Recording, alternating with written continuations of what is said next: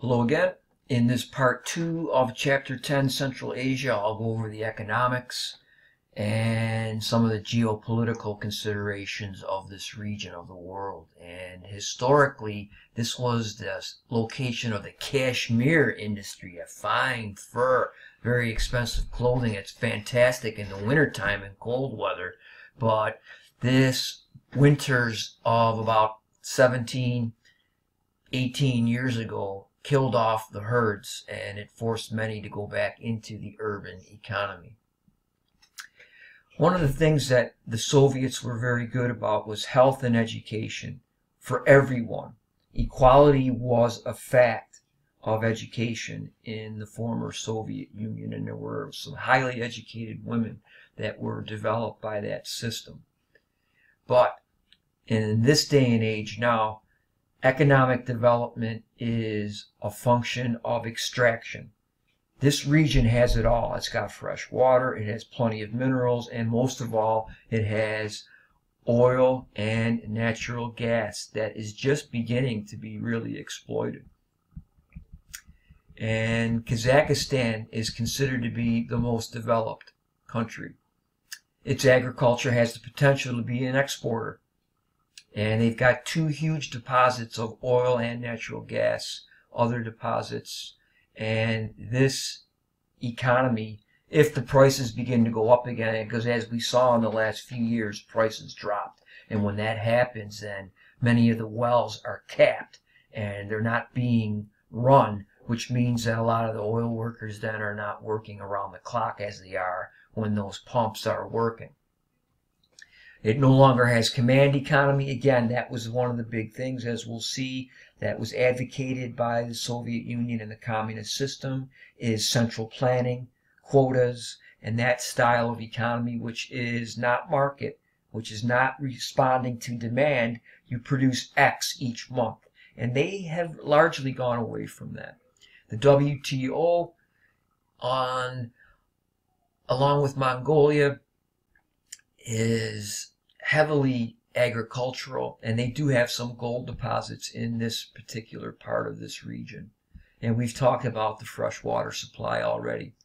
Turkmenistan has large agricultural resources because of the irrigation projects, and they're still trying to develop their oil and gas reserves.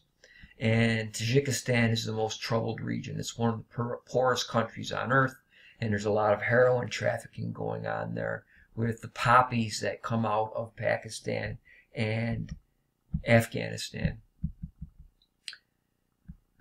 China is trying to revive Mongolia, and very soon they're going to be having the largest mines in those two valuable minerals, because this is used heavily in computers, ladies and gentlemen. Western China, by 2007, Inner Mongolia had one of the world's fastest growing economies because, again, of their resources. Tibet is still largely stricken by poverty, and it's isolated from the world economy. And I mentioned in the other video that this railway has been completed, and as a result, you have a large influx of Han Chinese into Tibet. Xinjiang has also mineral wealth, oil and natural gas reserves, and as a result of that, this is why China is so interested in that region, because of their huge economy. They need all sorts of mineral and oil and natural gas resources. And they have problems with the Uyghurs as a result, who resent the influence of the Han Chinese. Afghanistan largely was the producer of opium, which then is used to develop heroin. And this country has serious economic problems to this day. In the global context, with the exception of opium and heroin, the extent of globalization in Central Asia is still low. But again, this is going to happen because of the minerals that they have. And it'll be this is a place of opportunity if you like cold weather, which it is for 6 months of the year. The geopolitical considerations, I'm sure most of you are familiar with the wars in Afghanistan that went on, And it started in 1979 with the Soviet invasion, and they spent 10 years there, and it had a large impact on the decline of the Soviet Union, all the money that they spent there trying to support a puppet communist regime. And as a result of that, they pulled out. And with the removal of the communist government, you saw some of these other Islamic groups come back into power, like the Taliban, and they sought to bring peace to Afghanistan in the aftermath of the collapse of the Soviet influence. And by the late 1990s, they controlled most of the country. But they gave support to radical Islamic groups that brought them into conflict with the United States. Al-Qaeda is considered to be a terrorist organization.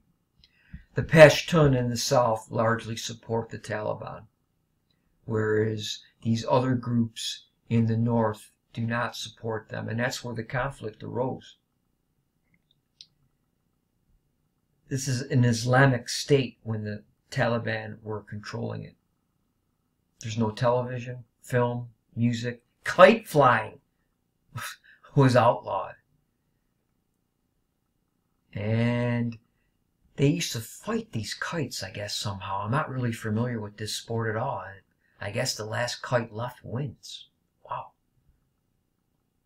And we know what has gone on post 9/11. But they are slowly coming back into the areas that support them in the southern part of the country. Even though they were defeated rather quickly by U.S. forces, one of the forgotten things was the military success that the United States had in driving them back into the mountains of Pakistan and elsewhere. That was all accomplished in a year and a half. The Soviets spent 10 years trying to do this, and they couldn't do it. But in the aftermath of the pullout of U.S. military forces, they are slowly reasserting their influence again. And it'll be interesting to see what goes on there. This is an ongoing thing in this part of the world. And that concludes Chapter 10, Central Asia.